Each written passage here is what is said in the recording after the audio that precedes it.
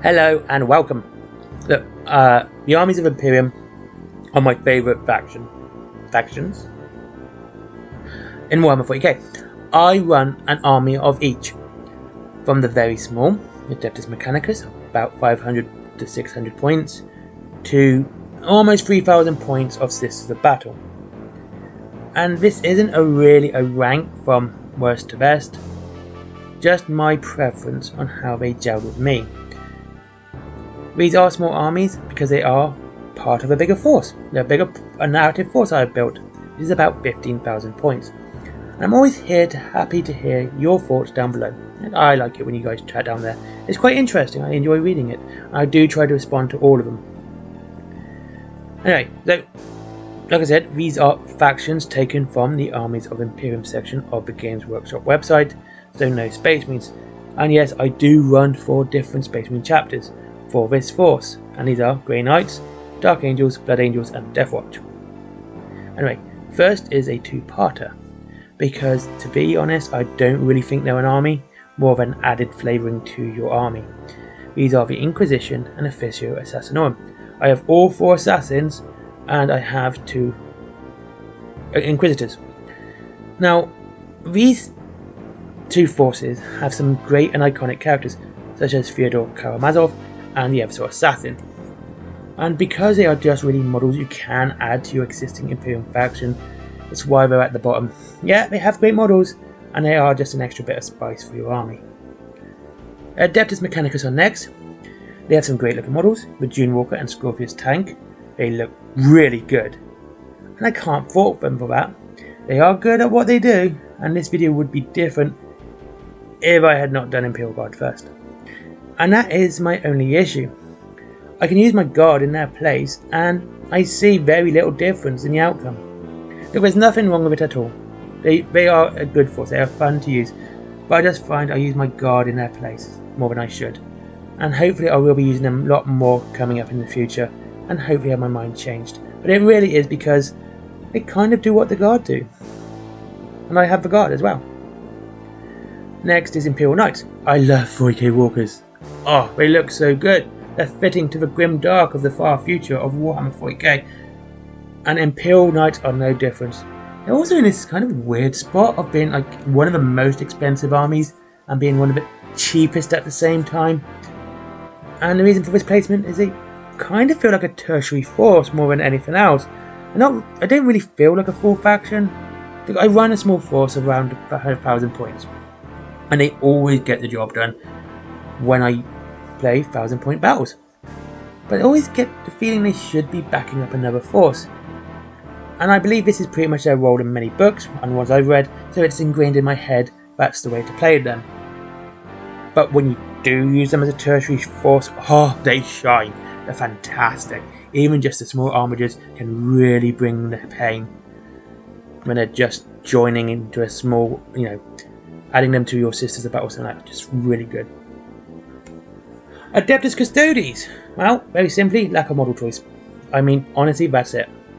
I run these so many times, they're one of my favourite armies to use, and I have a great time every time. But I can't really say lack of model choice. Lack of Games Workshop model choice. There's quite a few in Forge World. Anyway, but the point is, lack of Games Workshop models means you're painting the same 4 units of Custodes and really only one of Sisters of Silence, and it gets tedious.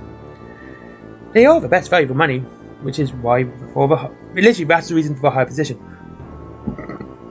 Okay, they are really good value for money.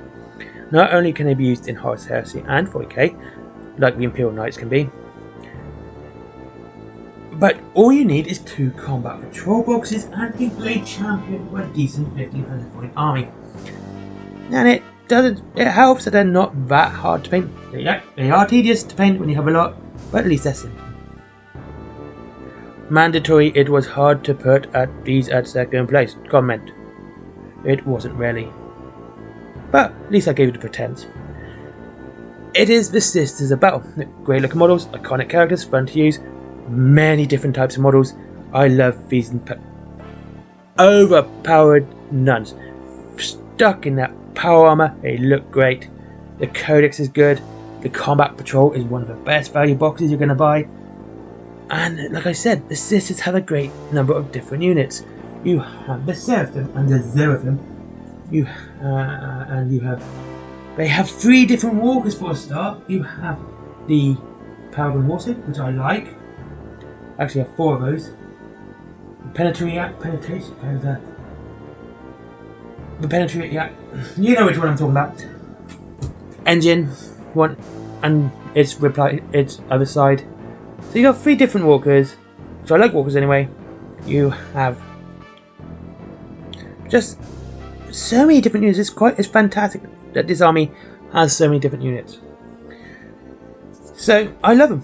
But honestly, it's not that they're bad. They're fantastic. I've used them since they first came out. I love their codexes, I love their artwork, I love the John Blanche stuff. It's just got a fantastic force. This is a battle of great force. They are.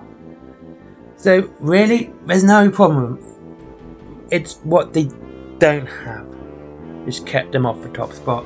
It's because they lack something but the Astra Militarum have in spades. And at number 1 we have Imperial Guard or Astra Militarum. Let's go through the checklist. Many different variation of models. Check. You have 3 different boxes just for regular guardsmen. Iconic characters. There's Draken and Pasp to begin with. So, are they fun to use? Yes. Do they all look different? Yes. So what do they have bad eclipses or the others? Tanks, and lots of them. From the APC Chimera to the Lord of War Baneblade. They can shoot the tables on the other side of a room. Because who needs 240-inch indirect fire anyway? I'll tell you who. The Hammer of the Imperium, the Imperial Guard. There is the best flyer they have in Games Workshop. I'm not joking, I love my flyers, but the Valkyrie is number 1. It's fantastic looking. You can drop your hard ass infantry right up close to the enemies of the Imperium and just go nuts. It is fun to use. They are fun to use. And you can build loads of infantry, loads of tanks, bit of both. Honestly, the Imperial Guard are the best army in the Armies of the Imperium section. And just to add to the awesomeness of the Guard, most of their models can be used in Horse SC2. Like, I'm not joking. You got the Lemanus tanks there. Like, it's just fantastic you can do this, okay? And talking about tanks, I just thought I'd tell you this. They have at least 10 different tanks. Actually, I just realised that I think they have more Lords of War than any other faction. Okay, it's all the Baneblade and their variants. But, yeah, they have more. They literally have more than the Imperial Knights, which is an entire army based on Lords of War. Yeah, so there you go. 10 different tanks at least. Mass infantry, you can take 100 guardsmen, because why wouldn't you? A flyer that can drop your veterans as close as possible. The Guard are really the greatest faction in the Imperium of Man. And that's it. Thank you very much for watching this video. I enjoyed making this one. This is my list, okay, we'll just say ranked. They're my rankings of the armies of the Imperium. And they're just so good. So what's your favourite army in the armies of the Imperium? Which one do you go for first? Which one's your favourite?